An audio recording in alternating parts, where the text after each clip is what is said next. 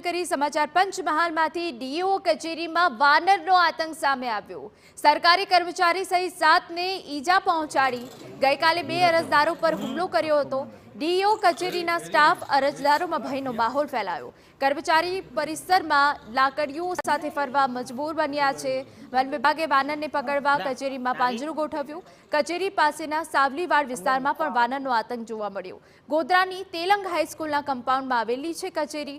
One વિભાગના વાનરને પકડવા સતત પ્રયાસ।